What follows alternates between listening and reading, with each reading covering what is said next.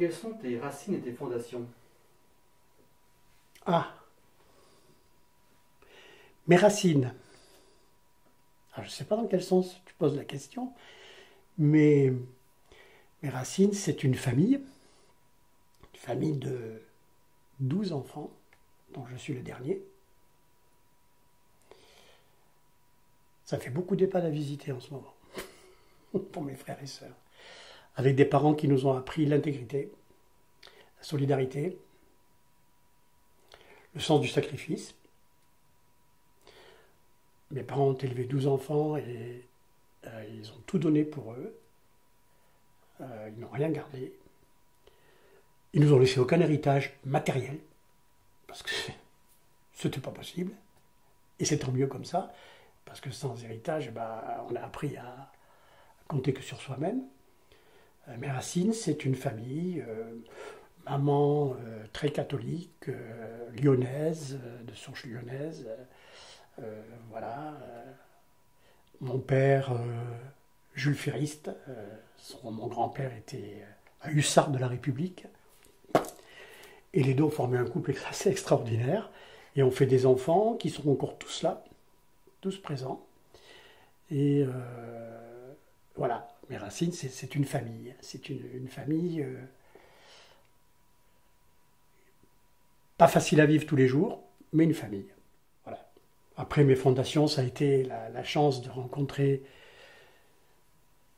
une école primaire autour d'une usine d'aluminium, Péchinet, où 30 à 40% des ouvriers étaient des immigrés. J'avais donc dans ma classe, dès l'âge de 6 ans, 7 ans, des Espagnols, des Portugais, des Arméniens, des Harkis.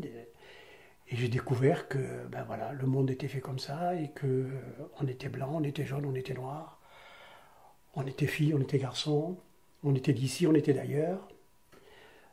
Ça a peut-être fait que dans ma vie, dans ma carrière professionnelle, en 35 ans de carrière, j'ai déménagé 11 fois. Donc j'étais toujours l'immigré quelque part. Et c'était très bien parce que ça ne me dérangeait pas du tout de voir, au contraire, comment ailleurs on pouvait être et comment ailleurs on pouvait être reçu ou pas reçu. Il y a des régions de France où je n'ai pas reçu les meilleurs souvenirs et puis d'autres où je retourne avec plaisir. Qu'est-ce que tu peux me dire de tes parents, en plus de ce que tu as déjà dit?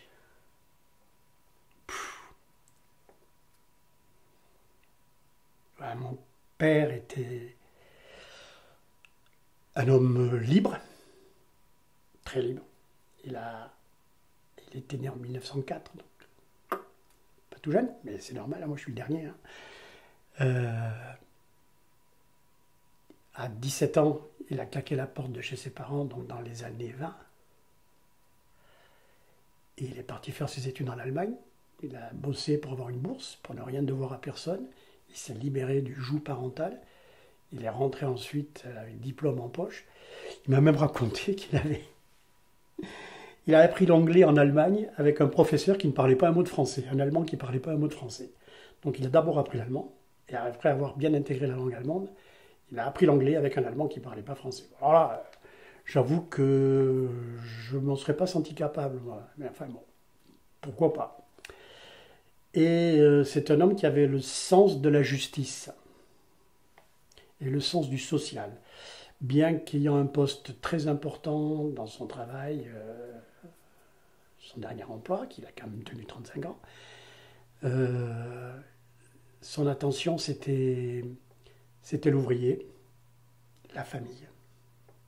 L'ouvrier, la famille, l'attention. Il ne fréquentait pas les banquets des cadres et des directeurs généraux, ce que ma mère lui reprochait de temps en temps d'ailleurs. Par contre, aller manger le couscous chez les Harkis, alors là, ou la pasta chuta chez les Italiens, alors là. C'était un homme qui avait un sens moral très très profond. Il y a quelques anecdotes que je préfère pas vous raconter, mais qui m'ont bien ancré le personnage en mémoire. Et ta maman?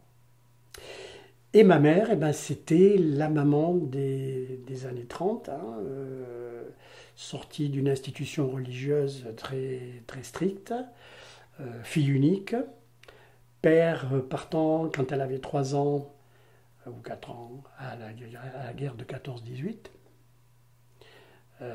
J'ai quelques souvenirs de lui d'ailleurs. Il paraît que je lui ressemble, ce qui m'a toujours fait plaisir. Et Jules, il est mort à 58 ans, donc moi je ne l'ai pas connu. Je n'ai pas connu mes grands-parents en règle générale. Hein. Et il est rentré gazé, bien sûr, de la guerre de 14-18, donc il est mort relativement jeune et en très mauvaise santé. Je crois que là aussi, il y avait le sens du sacrifice, le sens du devoir, le sens de... Voilà. Des gens qui avaient une centaine. Et ma mère, eh ben... Quand tu me parles de ma mère, je vois la maison en Ariège, à Ozat, une très belle maison Péchinet, parce que c'était des usines Péchinet, donc on était dans les cités Péchinet, mais on était bien équipés, bien logés, etc. Et dans le jardin, il y avait un grand tilleul. Il y a un tilleul magnifique, où on faisait souvent les repas de famille. Et moi, l'image que j'ai de ma mère, c'est que je l'ai toujours vue assise à la table du jardin, sous le tilleul, en train d'écosser des légumes pour préparer le repas du midi, ou celui du soir, ou celui du lendemain. Je l'ai toujours vue travailler. Je l'ai toujours vue travailler. Et voilà. C'était une femme de devoir. Et sa famille, c'était à 88 ans, c'est-à-dire une dizaine d'années, oui, quelques années avant sa mort, une quinzaine d'années avant sa mort, elle a répondu à une femme qui se plaignait parce qu'elle avait un peu d'embonpoint. Et elle lui disait, ma pauvre dame, vous ne savez pas, j'ai eu 4 enfants, regardez dans quel état je suis maintenant. Et ma mère lui a dit, mais alors ma mère était toute petite, toute menue, pète sec. Et elle a dit, j'ai eu 12 enfants, madame. Ils sont tous vivants, en bonne santé, et aucun en prison. J'étais à côté. C'est une phrase que je garderai jusqu'au bout. C'était sa fierté. Elle avait élevé 12 enfants, et à quelques années de son décès, elle savait qu'ils étaient tous là, tous en bonne santé, et qu'aucun n'avait quitté le bon chemin. Voilà. Des parents comme ça te marque. Qu'est-ce qu'ils t'ont appris, tes parents? Qu'est-ce qu'ils m'ont appris? Ils m'ont appris... Alors, si je réfléchis bien, comme à tous mes frères et sœurs d'ailleurs, hein, pas spécialement à moi, mes parents ont toujours eu le souci de nous élever, c'est-à-dire de faire en sorte que l'on ait une certaine morale, qu'on ait une certaine construction intellectuelle, que l'on fasse le plus d'études possible, mais bon, il y en avait des plus ou des moins doués, ou des plus ou des moins chanceux, donc voilà, ils ne mettaient personne au banc de la société, il n'y avait pas de cancre, et il n'y avait pas de super crack. Et j'ai eu beaucoup d'exemples, dont le mien d'ailleurs, hein, où à chaque fois mes parents nous ont dit faites ce que vous avez envie de faire, allez-y, partez. C'est important pour des parents de dire aux enfants partez, faites ce que vous avez envie de faire, mais si ça ne va pas, revenez vite à la maison. La porte sera toujours ouverte. C'est formidable. C'est formidable. On est tous partis. On n'est jamais revenus. J'ai un frère qui a maintenant un certain âge, qui à 17 ans voulait s'embarquer dans la marine. Alors quand tu habites dans la Haute-Ariège, vouloir partir dans la marine, ça paraît complètement improbable. Hein. Et il est parti. Or, il n'avait pas l'âge suffisant pour embarquer. Il est resté, ça n'allait pas donc. Il est resté au Havre comme docker. Et docker, dans les années 60, ça ne devait pas être rigolo tous les jours. Il a embarqué et il a fait sa carrière dans la marine. Et il n'est jamais revenu à la maison. Parce que quand on te dit, tu fais ce que tu veux, si ça ne va pas, tu reviens. Tu sais que si tu reviens, c'est ta fierté qui en prend un coup. On ne te dira pas, tiens, tu reviens. Ah, ça n'a pas marché ton truc. Non. Mais tu ne reviens pas. Tu avances. Et ils nous ont appris, je pense, la liberté. La liberté de penser, la liberté d'agir. C'est drôlement important. Hein, et le sens du devoir, le sens du bien. Jamais dénigrer qui que ce soit. Nous ne sommes pas sur Terre pour juger les autres. Et quel enfant tu étais, toi? Turbulent, casse-cou, capricieux. J'étais le dernier. Hein. Alors, je mets un bémol. Quand je dis que je suis le dernier d'une grande famille, on me dit «Ah, le petit chouchou». Non. Non, parce que les aînés sont passés devant.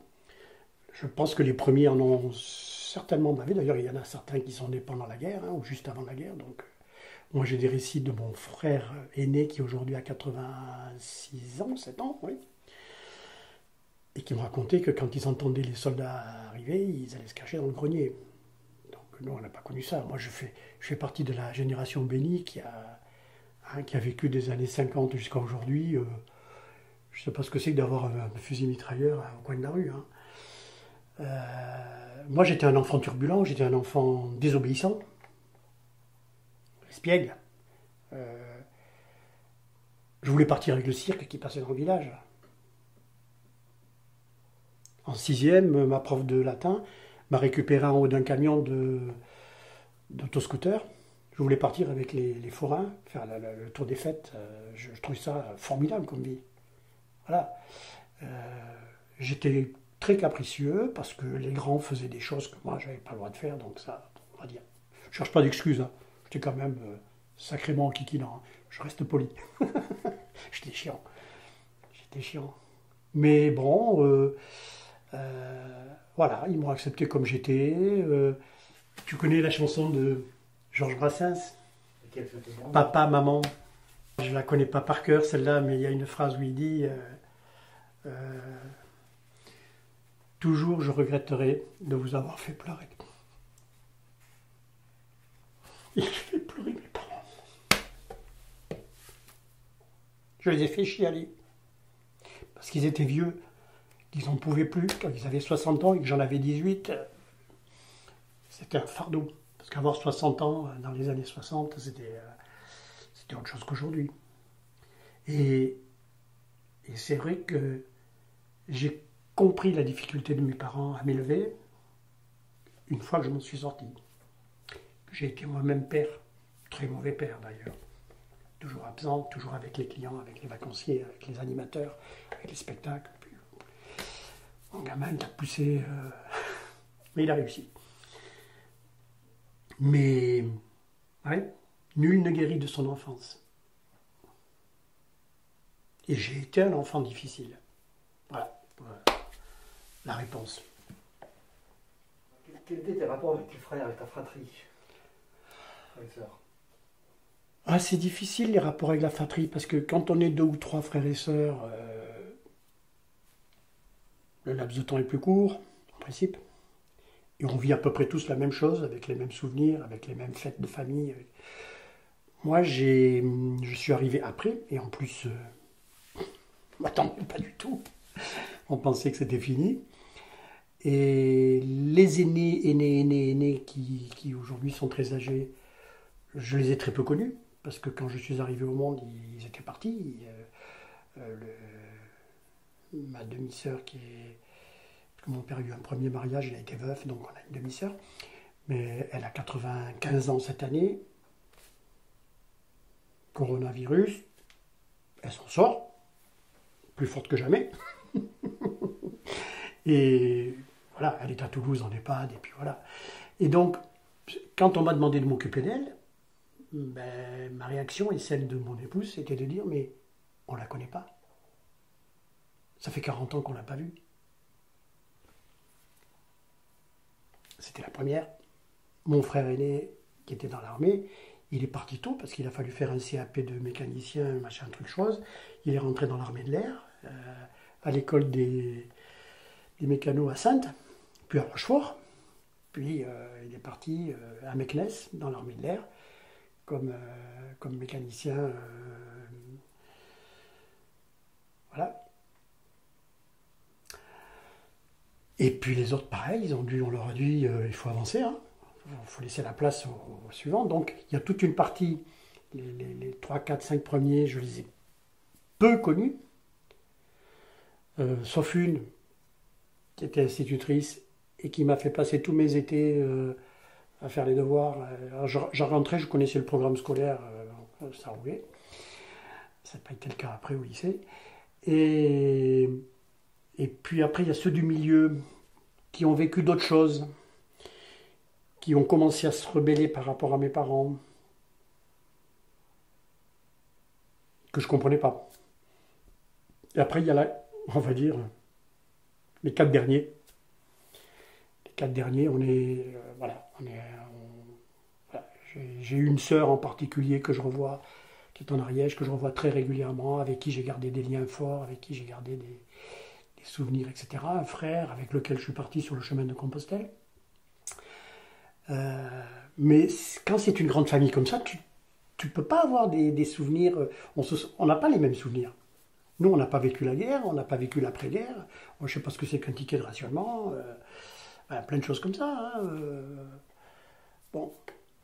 Donc, mes rapports, ils sont agréables dans la mesure où, par rapport à certaines familles qui prennent beaucoup de plaisir à faire des grandes réunions et à s'engueuler, nous, on ne se voit pas. Ah, comme ça, on ne s'engueule pas. Et quand on se voit, c'est vraiment pour se faire plaisir. Si on commence à s'engueuler, c'est pas la peine, on n'y va pas. Ça aussi, c'est une spécificité que certaines personnes trouvent bizarre chez moi. Mais ta famille, elle te manque pas? Non, je sais qu'elle existe, je sais qu'elle est là, je sais que si je les appelle, là, depuis que je suis plus libre, à la retraite, un petit peu tranquille, le dimanche, je prends le téléphone, j'en appelle 3 ou 4, 2. Comment ça va? Qu'est-ce que tu deviens? Voilà. Mais voilà, la fratrie, pour moi, c'est... Je vais prendre les paroles du François Mitterrand qui a dit, je crois, à la puissance de l'esprit. Moi, c'est ça, je vis dans l'esprit, je vis avec ma famille. Je vis avec ma famille. Mais elle n'est pas là. C'est tout. Durant ta scolarité, quel élève tu étais? Alors, j'ai été un très bon élève, de toujours... tu sais, sur Copain d'avant, j'ai retrouvé une copine dont j'étais amoureux, qui s'appelait Olivia. Et alors, on était en primaire, hein, tu vois, amoureux en primaire, c'est très platonique. Elle avait des grands cheveux bruns, elle était belle comme tout. Et je passais mon temps à lui caresser, à tresser ses cheveux derrière. Tu vois, pas à les tresser, mais à les... Et elle faisait ça. Et notre instituteur, qui était un homme extraordinaire, les instituteurs ont une grande importance dans la vie. Je ne sais pas s'ils s'en rendent compte, je pense que oui, mais les instituteurs, c'est le démarrage. Et on avait un gars là qui était extraordinaire. Et il lisait la dictée en faisant des 100 pas dans l'allée, et puis il me dit « Marco, arrête de caresser Olivia ». Il continuait. Bon. Et j'étais un élève studieux, parce que j'ai eu la chance d'avoir une grande sœur qui m'a beaucoup soutenu, qui me faisait bosser. Alors, je pense que j'avais des facilités à apprendre, parce que j'étais très curieux, j'avais envie, ça me plaisait, etc. Bon.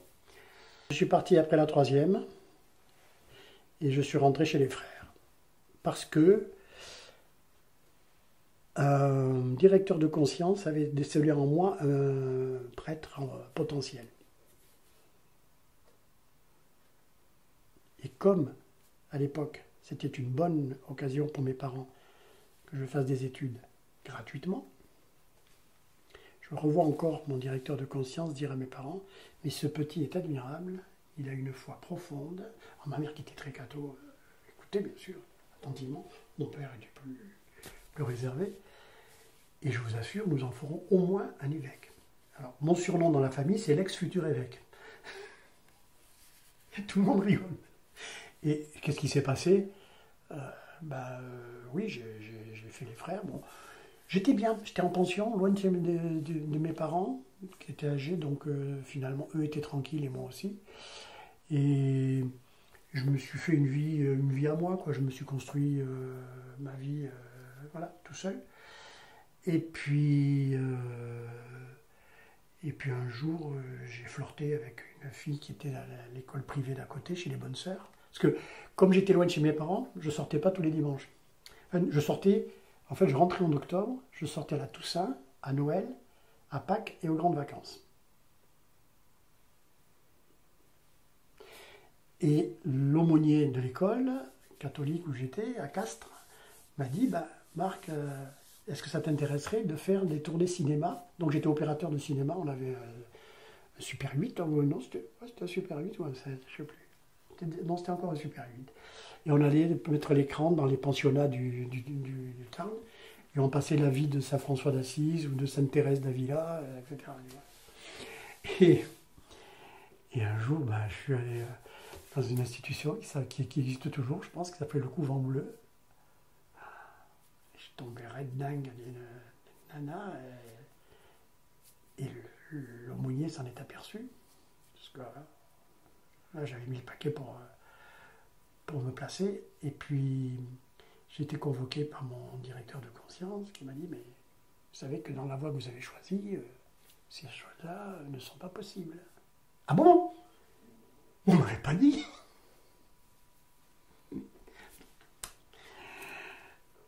J'ai pris la tangente. Alors, d'autant plus que j'ai su après que la fille avec qui j'avais eu un petit flirt, c'était la fille du responsable du Parti communiste de Castres.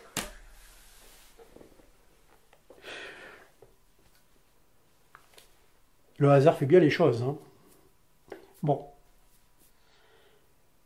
Par contre, dans le secondaire, je me suis retrouvé dans un grand lycée où j'étais pensionnaire. Il y avait études le soir, et dans cette grande étude où il y avait des salles de 30-40 élèves, où il fallait faire les devoirs tout seul, tranquille, je n'ai pas accroché. Donc en sixième, ça s'est bien passé. En cinquième, c'était pas trop mal.